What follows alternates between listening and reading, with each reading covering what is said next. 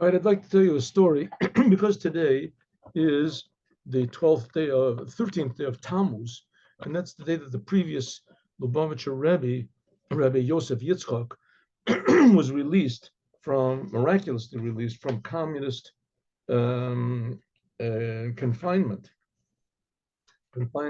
prison. He was taken into prison 1927.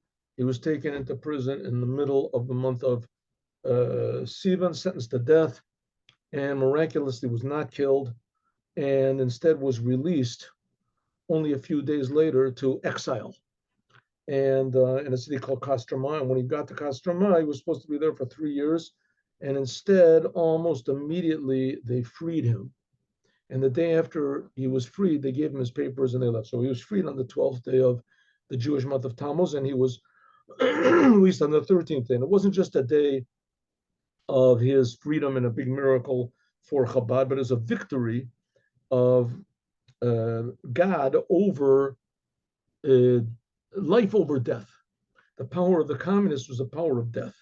And they promised everyone that everything would be wonderful and it would be beautiful and everyone would be, there would be equality and brotherhood. And they had the most wonderful and convincing and inspiring slogans and sayings that are effective to this very day. But the results were exactly the opposite. And they killed tens of millions of people. That's what they say is that Stalin, they say that Stalin killed about 50 million people in Russia in order just to hold on to the government, in order to make communism work, because communism was so wonderful. Of course, anyone who opposed it was an enemy.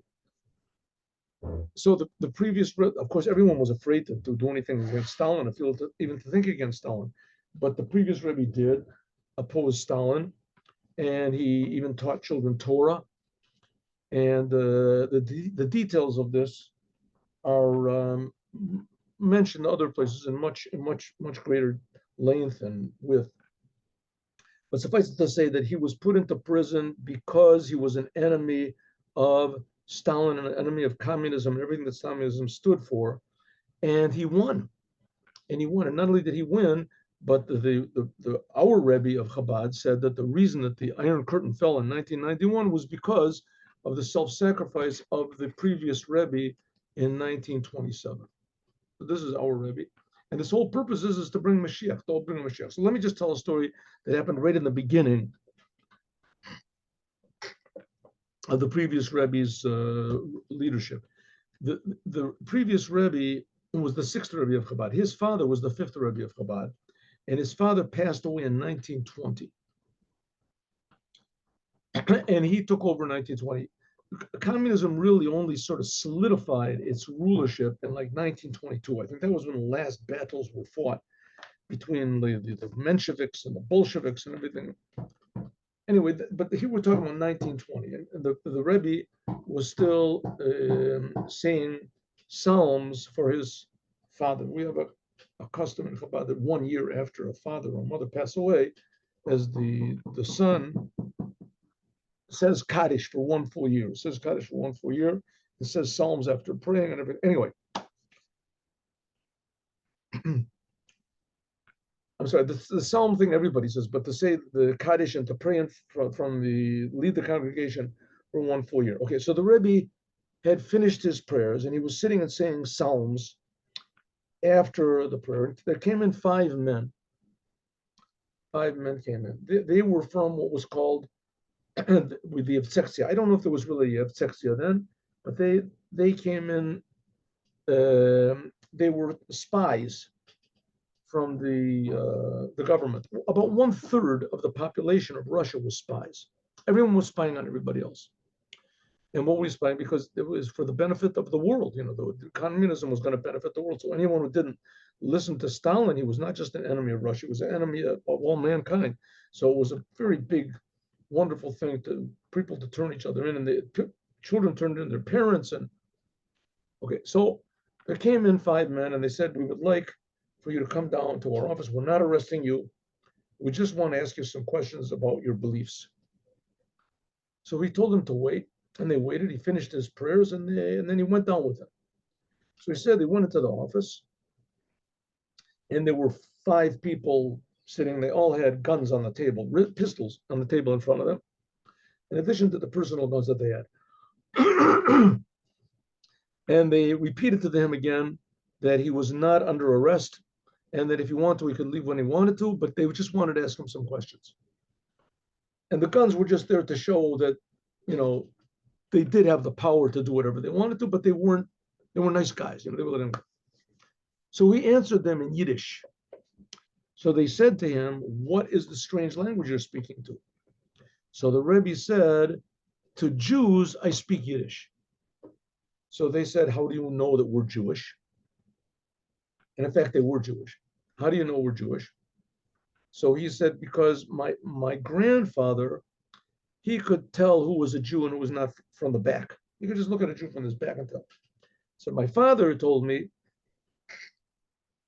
that when they circumcise a Jew, that they take the foreskin and they stick it on his nose. So you can look at the person's nose and you can tell, he could look at a person's nose and tell if they're Jew. I don't know if that was a joke or whatever it was, but in any case, that's what he said. You could look at, my father, he could look at a person's nose and tell if he's Jewish or not. He said, but I don't have those special powers, said the previous Rebbe. I don't have those special powers, but I'm guessing that you're Jews. And in fact, they were Jews. So he spoke to them in Yiddish. So they said to him, this thing that you believe, now you should also know that later on, like 7 years afterwards, the one that arrested the Rebbe were also Jews. That's when they did have this Yevtzeksia called the Jewish sector. And that's a story in itself. But they were religious Jews, and a couple of them were from Chabad. They had been, of course, they left Judaism. Okay, I mean, the power of communism and the promises that it made were so appealing and so brave and positive, and going to make a whole new world, brave new world. So everybody, there was a saying that if you weren't a communist, you were never young in Russia. Okay, anyway, so let's get back to our story. So they said to him, okay, we want to ask you a question. And they said, yes. They continued speaking to him in Russian. He answered them in Yiddish. That you say that there's God, and you believe in God, and you do his commandments, is that you believe, it's just faith, or do you know that there's God? And he said, oh, I know there's God. So they looked at each other sort of sneeringly, and they said, okay, Rabbi, then can you prove to us that there's God? And he said, sure, of course I can. They said, oh, really? You can prove to us that there's God? So yeah, no problem. They said, okay, let's hear it. Let's hear it. Let's hear it prove. So he said, well, I mean, I'm very surprised at you. And I thought you were intellectual people. Yeah, don't you know that there's a thing in the world called astronomy? Astronomy, the study of the stars, the study of the skies, right? And the astronomy teaches us that the different, there's nebulae and there's galaxies and there's stars and there's the paths of the stars.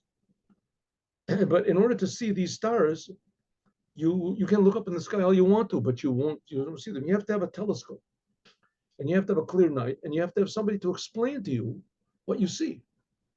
It's the same thing. You want to see God, so you have to have the proper instrument. The proper instrument is the Torah, and it has to be a clear night. That means you have to eat kosher food, because kosher food stuffs up your soul and your mind, and you have to have someone to explain it to, and I'll explain to you. So they looked at each other and said, oh, come on, Rabbi, what, are you really serious? You really expect us that we should eat kosher food and learn the Torah? And the Rebbe said the Torah and the commandments. We should learn the Torah and do the commandments before we believe in God. So that's ridiculous. First of all, you prove to us that there's God, and then we'll do the Torah. So the Rebbe said, I'm very surprised, You people, I mean, you don't know the very basics. There happens to be a new the realm of science now, which is called nutrition. Once people used to think that food is like, throwing wood into the fire. It doesn't make any difference what you eat. You just eat something. So but now they're understanding that it's not so. That there's nutrition, there's vitamins, and there's minerals, there's proteins, there's different things. Now, if you would say to a person, listen, there's all these vitamins and minerals, and the person would say, I refuse to eat until I understand what exactly these vitamins are and what the minerals are and what the proteins are and how exactly they work, as the person would die before if he didn't eat until he understood. First of all, you have to eat. And then you can sit down with a Kalmed and you can understand the same thing. First of all, you have to eat kosher. And then you have to do the Torah and the commandments. And then I can explain it to you. So the Rebbe wrote that I did not convince them. Said, but I saw that I made an impression on them. What's the point of the story? The point of the story is, if the Rebbe said it to them, and these people, I mean, they were murderers, if not actual murderers. They had their mind on it. They were ready to murder. They were very low people as far as life goes. If the Rebbe could say to them that I can explain to you and I can prove to you and show you that God exists, so he wasn't joking around. He really meant it for each one, every one of us, and that's the whole idea of Mashiach, is to make everybody see and feel the Creator, and that we're being created, and that we're being created by love. But we have to have the proper vessel, and we have to have a clear night. We have to have someone to explain it to us. The vessel is learning the Torah, doing the commandments. The clear night is we have to eat kosher food. We have to act properly. And then we have the teachings of Chassdiic to explain to us the oneness of God and how God demands that we just be regular human beings, but on his terms, not on our terms. Have a good day with Mashiach now. Thank you very much. Happy Yud Beis Tammuz. This is the day that we all can go out of our own limitations and our self-limitations in order to be who we really are. God bless you all. Shalom Uvracha.